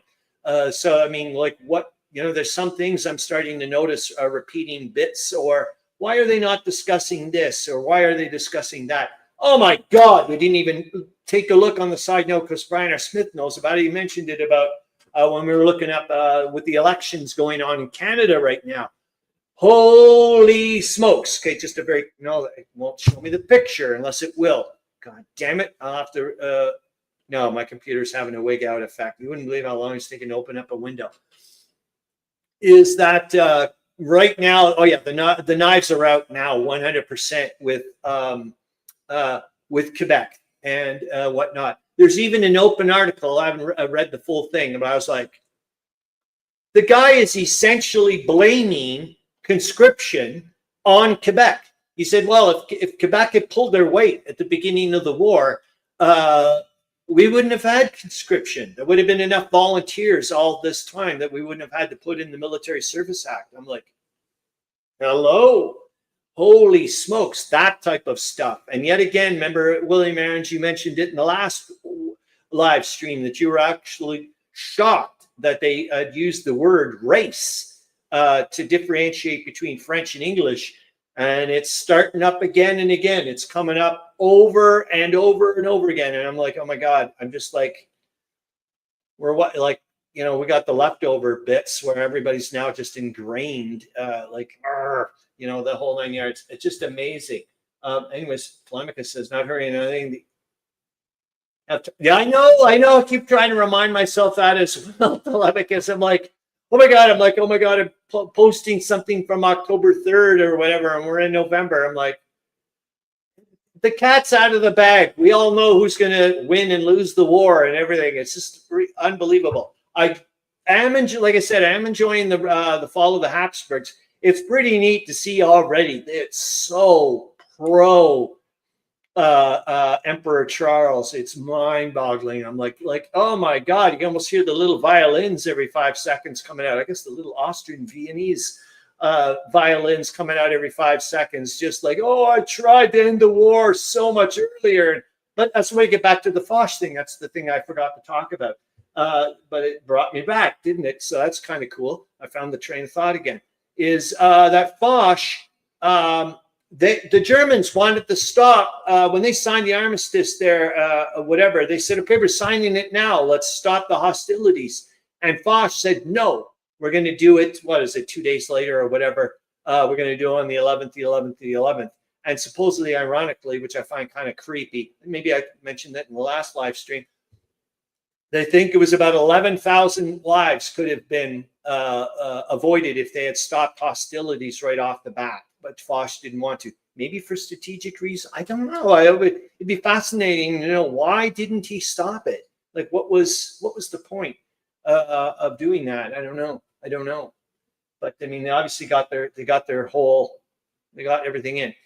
Anyways, we're now going to go and watch, go off to the after hours, watch William Arends's live stream, a bit of it that I did record. And it's going to talk about Edward von Capelle, and you're going to hear me say, aha, I found the trivia question, the trivia person for this stream and whatnot. Anyways, again, thank you so much for showing up. Thank you so much for all your contributions, like just either for the stream to present it to everyone, just all your comments, the whole 9 yards. It's amazing for me. Thank you so much. Like I said, I'm turning off my camera, turning into a texter like you guys, and that's that. I hope you guys have a great remainder of your weekend and great time until I see you at the next live stream. And by then, oh my gosh, all hell has broken loose, hasn't it? Mike, okay. Well, other things that I know of. Let's see so far, and then I'll shut up. So Falkenhayn versus Allenby right now in Palestine. That's what's going on right now. Isn't that pretty cool? I think it's really awesome to see. Meandering Mike, all the best to you, man, and hope to talk to you tomorrow. What else?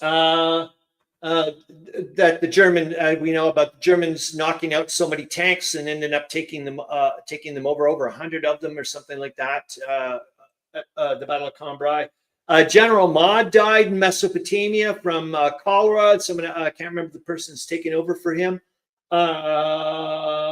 There's been a lot of lack of headlines and articles. Like even today, there was 1 or 3 in a row this week. So I don't know if that's a combination of like what's responsible. Is it just the Globe people that archivists didn't do it?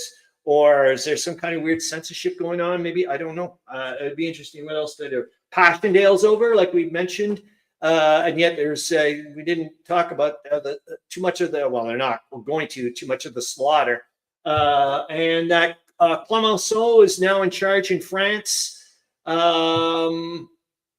That's about it, really. And then there's a big. They're bringing a lot of troops. More and more troops. Okay, look, the Battle of Cambrai at this obviously seems to have put the alarm bells with the Germans. So not only have they been sending troops to help the Austrians in Caporetto, as we know, because that initially was when the Italians were getting awfully close there in the Benzizza plateau and all that. Now they're sending more troops towards obviously the offset what the hell's going on with the Battle of Cambrai.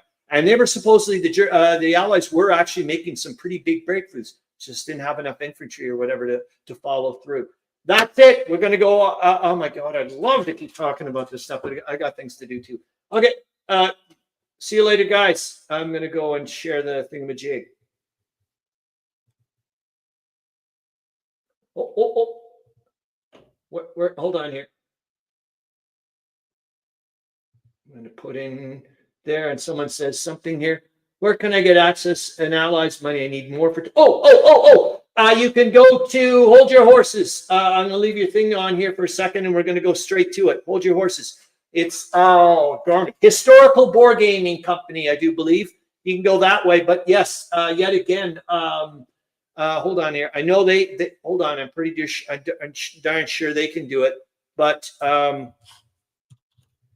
If you're half decent with a printer, I'm just saying you could probably scan and do your own if you want. If you're like me and need instant gratification and can't wait, whatever. Hold on, but I'm sure you can get the money there. I know that people have been also using. Hold on, there's. I'm going to put in access. Oh, you guys can't see that yet. I'll put in this one. So there we are. We're at Historical Board Gaming. Hopefully you're still there, pretty darn sure. And I'm going to put in money. So you can get coins. There you are. Industrial production certificates. There's one Axis and Allies. I don't know. That's for the zombies. I'll get rid of me so you can see it better. Well, there you go. So that's where I'd go to this place. Let's see what this looks like. I know it's probably American, but I'm sure they must have new items. There's Axis and Allies. So let's go to 1914. Let's see what you can get there. Axis, and other AA items. Markers, box.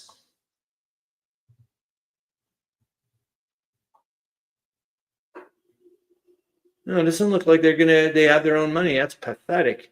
Come on, people. But that's maybe that'll help you out. I hope it helps you out there. And great to see you. All right. Like I said, try to see if you can scan and print, or just use Monopoly money or what. I know it's not the same though. It doesn't look as nice. All right, guys, I'm going to switch over to here and share that thing instead. And there we go. And that's it. I'm going to turn off my microphone and I'll text with you guys. Thanks again.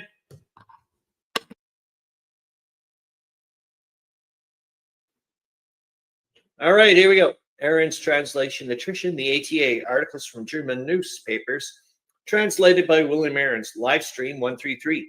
Translator note, here are articles from the October 12, 1917 issue of Berlin's financial newspaper. There are a variety of articles, including accounts of the war on the Turkish front, dispatches about a speech by Foreign Minister Kuhlmann, a listing of the parties to the Russian parliament, other reports from Russia, the result of the vote from the Finnish assembly, the situation inside the now adjourned German Reichstag, and accounts of a report and a debate in the Austrian House of Representatives.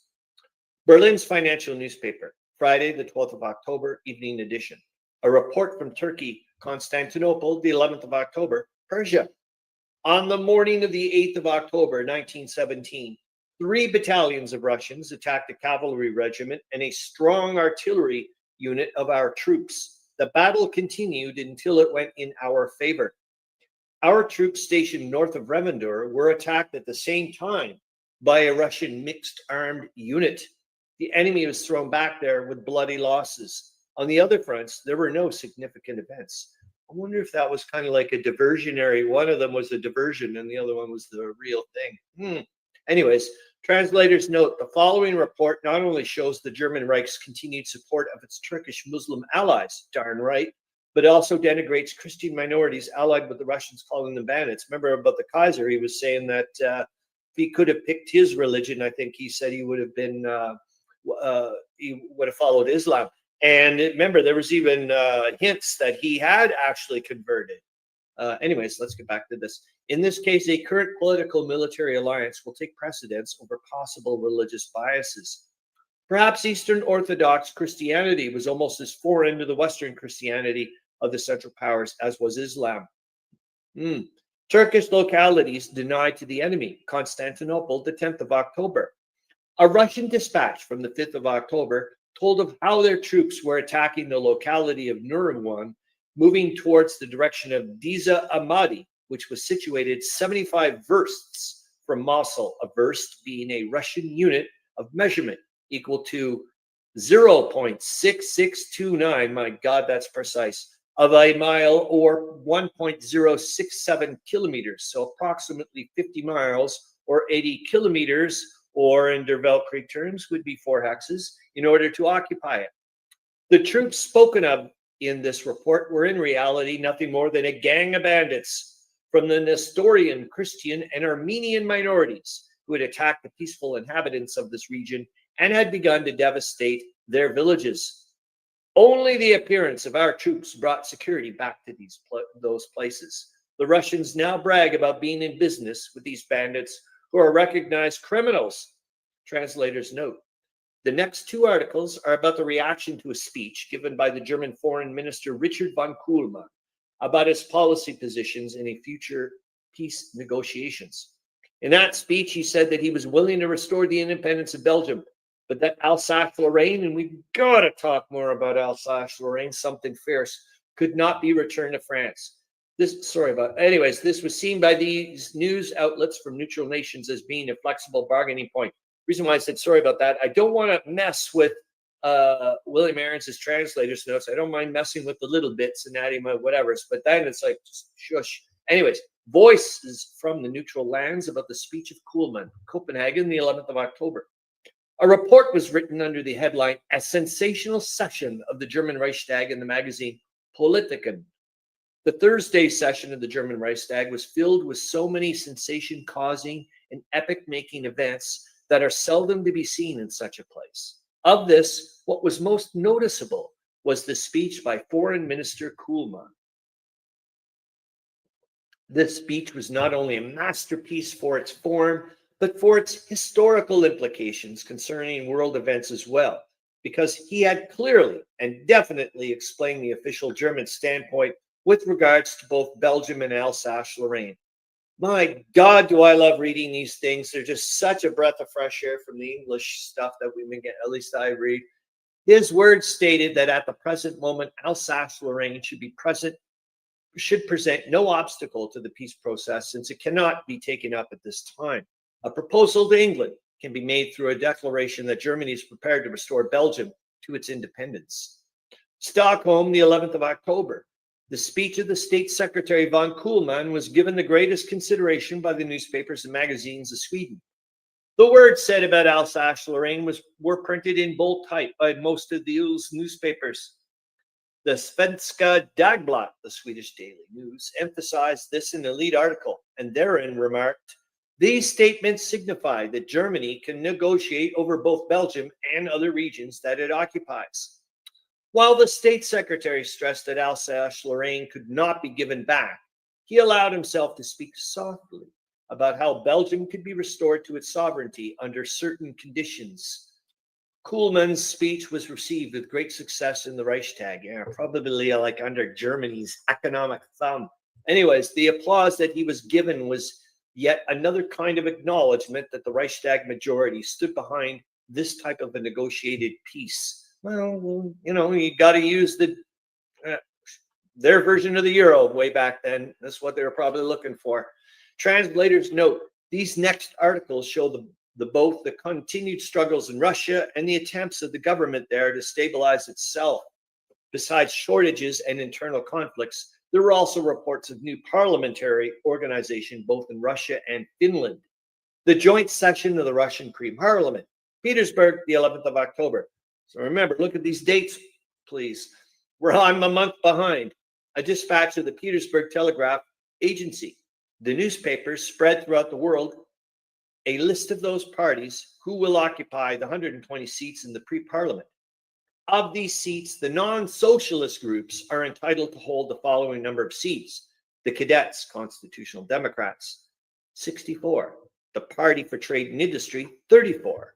The Committee of Moscow Politicians, 15. And the Landowners Party, 7. This pre-parliament will hold its first session after these 120 members are put in place, sworn in. Russian newspapers about the declaration of the government, Petersburg, the 11th of October, a dispatch of the Petersburg Telegraph Agency. The newspaper stressed a special satisfaction in their accounts of the declaration of the government on its position on the restoration of conscription and how that would fortify the combat strength of the army. From their point of view, the socialist newspapers welcomed the resolution of the government with its active consent to send representatives from the Russian democratic groups to a conference of the Allies in Paris, and was perceived to be forging a new path in the realization of the proclamation of the revolutionary principles. These newspapers further established that this declaration meets the agreed upon negotiated inquiries supported by the democratic elements. Several newspapers emphasized the courageous statement that the government had declared, where they have spoken about these questions of international politics and expressed the assurance that such speech or language would find reverberations or echoes of approval throughout the land. A difficult situation for the Russian press, Petersburg, the 11th of October, a dispatch of the Petersburg Telegraph Agency. The Association of Newspaper Publishers and Editors-in-Chief of Petersburg made a public communication to their readers that the prices of the required supplies for newspapers will soon become unsustainably inflated. This included the wages of the typesetters, the irreparable wear and tear on the printing machines, and the latest strikes that have been broken out in the paper mills. All of these factors have put us into a very difficult situation. On a side note, I think I mentioned this in a few previous live streams. There is so many articles, like from, I'm not saying since the beginning of the war, but pretty much of a lot of talk. Of course, think about the need for wood, as we know. It's just even the duck boards, for goodness sakes, of the trench warfare. The cost of pulp paper for newspaper and whatnot has skyrocketed, and there's been a tit for tat. Oh my God, back and forth with the articles, and newspapers folding, and other people, swallowing them up. And I can see the beginnings of the big mega newspaper. It's just amazing to watch. Anyways, and look at this. We got this on the other side here. I just love this stuff. The result of the vote in Finland, Helsinki, the 11th of October, a dispatch from the Petersburg Telegraph Agency. A provisional statement made after the vote for the Finnish Landtag, National Assembly, was finalized, had the following results. Social Democrats, 92 seats. Middle Class Bloc, 64 seats. Agrarian Party, 26 seats. Swedish Minority Party, 17 seats. And for a lone little Laplander, 1 seat. Translator's note, after a very contentious autumn session, the Reichstag has adjourned for 55 days. This article criticizes both the government and the parties in the Reichstag. Chancellor Michaelis, Vice Chancellor Helfferich, and the Minister of the Navy, Capel, were especially called out here. The fact that the different sections of the Social Democrats were being drawn closer together was also noted as a negative by this business-oriented newspaper. Also, that no significant legislation had been passed by the Reichstag during this session was also criticized. Whatever the situation on the front lines, this ineffectual and struggling government was not good for Germany's prospects, either today or in the long term. Thank you. I like that. The Reichstag adjourned until the 5th of November. Seldom has a final session of the Reichstag been so eventful as the one that occurred yesterday. No one, however, should claim that it had improved the situation of our internal politics, and blame for that has to be primarily laid on the government. It is not an easy thing to say, but it must be said and not be allowed to fall into silence. That the Reich's chancellor, who held the reins firmly in his hands, certainly had promised more than he was capable of delivering. He definitely undertook his office with all goodwill and the most beautiful hopes. But he had either overstated his ability to exhibit strength, or he had underestimated the difficulty of the tasks that awaited him. The damage has now been caused, will be difficult to mend. What doubles the strains of these things that need to be done? These things that again must be put in order through the mechanisms of the government. In solving this situation, the Honorable Dr. Michaelis has not been helped by his co-workers, for they have not provided him the assistance that they should have brought to bear for him. To the contrary, these co-workers seem to have been prepared to make his problems more difficult, problems for which he was then held personally responsible. A good part of the blame for this should land on the Vice Chancellor Helfferich. It is true that Dr. Helfferich was granted his salary by the Reichstag, but it should not be interpreted that his allowance was meant to be seen as a vote of confidence in him. The general antipathy towards Dr. Helfferich is much greater than any sympathy that certain individuals might have felt for him. Our people themselves are surprised that the Reichstag had granted him his wages. At one point, there were members of the Reichstag who had wanted to charge him with libel. Yet soon afterwards, those members did or said that they now had to do what they have been twice before commanded to do out of necessity, namely to deliver support to the Reichschancellor. Well, you didn't do it for von Bethmann-Hollweg, did you? Anyways, but actually the case Helfferich was not so particularly awful. It was rather, so to speak, just an internal affair of the Reichstag. But can we also say that the case Capelle is also an internal affair of the Reichstag? Surely not. Translator's note, the case Capelle concerned the state secretary of the Imperial Navy Office, Edward von Capelle, who had banned all socialist literature from the fleet in August 1917. Whoa. And remember, they just had mutinies. This ban drove the more moderate Social Democrats who supported the government back closer to the independent socialists who had split off from the main party earlier in the year. This realignment of the parties in the Reichstag would be a factor leading to the resignation of Dr. Michaelis as chancellor and his replacement by George von Hertling. Another controversial policy of Admiral Capelle was his reluctance to end the construction program of battleships and other surface vessels in favor of building the maximum number of U-boats, even after the policy of unrestricted U-boat warfare went into effect. What the hell is this guy thinking? I'm sorry, I would have had his head on a plate. What the hell? Jesus. Anyways, oh my God, I can't believe he did this. Though his leadership of the Navy was questioned by other fleet officers, he was not replaced in this role until October 1918. What the hell? Did he have something on the Kaiser? Because I'm like, Earth calling Admiral Capelle. Come in, Admiral Capelle. Stop building battleships. Oh my F. Jeez. Anyways. Oh, brother. Sorry, that's his news to me. The article continues. Regrettably, the case Capelle has now been put before everyone, and the Party of Independent Socialists have been able to use the situation as a public advertisement for themselves, and they have done so to their full advantage. I'm going to be a royal whatever here. Admiral Capelle, you perhaps were responsible for Germany losing the war. Oh, brother. We should not have let this particular party have this triumph. Mind you, that would go against the stab and the backers, wouldn't it? Did the government, not know what effect this would have in the country?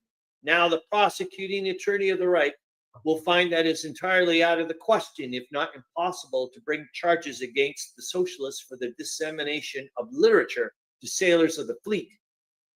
Rather, these socialists have now been gifted a garland of flowers, and many among the public agree that their actions are praiseworthy.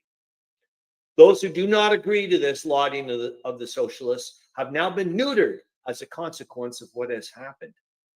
Because of this, will the now reunited Social Democrats return as a strong opposition party?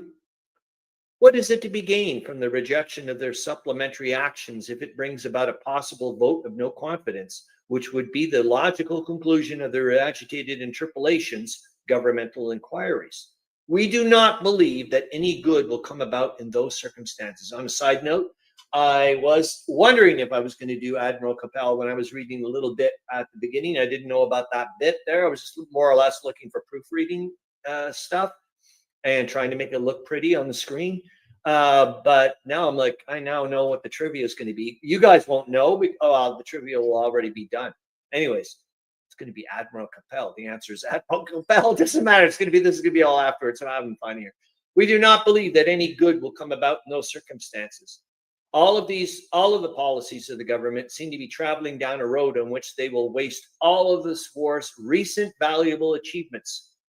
This is what will necessitate a prompt return of the Reichstag, the 55-day adjournment, I guess. This is what the results of the autumn session has led to. A situation that has given our internal domestic politics a vicious blow, after which it has caused many to doubt, to tremble, and to vacillate. We ask, who will now restore the balance? Translator's note. The newspaper mentioned in the following article was one that favored the monarchy and aristocratic rule, a paper which took its name from the Iron Cross medal. Cool. The Kreuzing, which I can't say properly, the Cross newspaper has written, when the Reichstag breaks off from its work for a few weeks, its members will not be returning to their homes with a sense that they have accomplished anything worthwhile. To the contrary, their deliberations have only brought disruptions. Holy Moses. In this, they have neither strengthened the spirit of unity nor the will to win. Rather, they have weakened those virtues. Imagine trying to say that 3 times fast after taking a couple of shots of schnapps. Woof. Therefore, we already think that it looks ever more possible that the ground has been prepared for a future recommendation that the Reichstag should be led by the Social Democrats. We, the staff of the Financial News, however, still have a firm belief in the people's will to win that even such a raw revelation cannot shake. But on this point, the newspaper was right, that it is that the members of the Reichstag could not be returning to their homes with the sense that they had performed any beneficial work. However, we should not heap every blame for this solely on the Reichstag itself.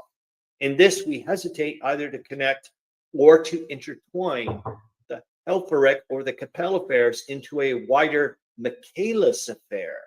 Whether or not such a result could be intensified by such an insinuation, whereby the emphasis is placed on the German word fall. Translators note a word that can be translated into English as affair, breakdown, case, or simply fall. But then this depends on the circumstances that still remain outside the sphere that lies in the view of the public. The 5th of December, reopening will, we hope, be bringing with it sunnier days than were experienced during the dark and cloudy days of this autumn. Translators note, in contrast to the political drama of the German Reichstag in Berlin, the Austrian House of Representatives in Vienna had been dealing with less politically volatile, but nonetheless serious matters. There seemed to be a breakdown of discipline in the ranks of the army, which had resulted in the killing of a corporal of the dragoons at a train station by a lieutenant for which he had been investigated and was going to be brought before the court. The other matter that was dealt with in this session of the House was about a lessening of censorship on all reports other than those concerning future military plans, troop deployments, and critical movements of supplies. Wow, that's impressive. While the Allies are ramping up, they actually just set up oh, darn it. It's about, oh yes, anybody with a peace pamphlet or whatever has to give out their the author's name and address. And it's like, oh, brother, I've looked in vain for any Austrian minister named Crap, but that was the name given in this report. So I have to let it stand in my translation. No problem. From the Journal of the Austrian House of Representatives, Vienna, the 11th of October. And it just allows, if Meandering Mike is watching and listening, to just do his magic and start playing around with the word. Before the reception of the orders of the day, the National Defense Minister Krapp issued a report from a recent session of a meeting of military legal advocates about the urgently discussed parliamentary question of the violent death of a dragoon at the East train station of Vienna. The preliminary investigation yielded the evidence that a lack of discipline has been noticed in those soldiers being transported by rail. This is why the officers accompanying the troops have had to repeatedly intervene to maintain regular order. This was the case when a first lieutenant boxed the ear of a corporal who had refused to assume his assigned place. This corporal replied vehemently to this physical reprimand as another officer, Lieutenant Zertik, approached. That officer then took this corporal of the dragoons, Moritz, by the arm and pulled on his jacket. Moritz called out many times, "You, let me go," and moved to hit Zertik in the face with his fist. Moritz also protested that he would not let himself stand for such treatment, which he expressed was being done in order to make him feel small in front of others. At the same time, Moritz repeatedly continued to display correspondingly aggressive gestures in a provocative manner. This resulted in another officer, Lieutenant Kopp, falling down to the floor. After this occurred, Zertik took out his bayonet and stabbed the dragoon in the chest. What the hell, man? At the time, no one thought that the stab wound was fatal. Hello? And Moritz's comrades themselves felt that he was acting as though this was all a joke by the way that the corporal behaved as he was falling down. Sounds like a bunch of drunks, doesn't it? Now that the dragoon Moritz had died, Preliminary judicial inquiries have been opened against Reserve Lieutenant Zertik and Reserve First Lieutenant Reizugel. In the interests of justice, the most accelerated proceedings were being arranged. The minister asked in closing that any legislative discussions about these cases wait until they have been processed through the court of law to which they have been assigned. The House now dealt with the rest of the orders of the day. This began with a discussion of a report from the Committee on the Press concerning the lifting of political censorship. The House of Representatives put forward a motion from the Committee on the Press about that repeal after a short debate. In that debate, each and every member who spoke took a stand for the complete freedom of the press. In the course of the debate, the Minister of the Interior, Count Togenberg, emphasized the extraordinary service which the Austrian press had performed during these difficult times for the state. In hindsight, this government could have for a long time already done without the censorship that limited either reports from our enemies or would relate in greater detail the events and pursuits of our public life. Indeed, the present difficulty in displaying such things makes it imperative that the censorship of those types of articles should be given up. This is the policy that already exists in other states. The complaints that we have received about the way that censorship has been implemented are more often than not justified. It is these complaints about those prior conditions that censorship has brought that brings us to this goal of establishing new regulations for the government. These include that censorship should be in effect only when the reportage concerning the direct and indirect war planning operations of the High Command. Only in those cases should the press be subject to the legal process of censorship administered by the political and police authorities.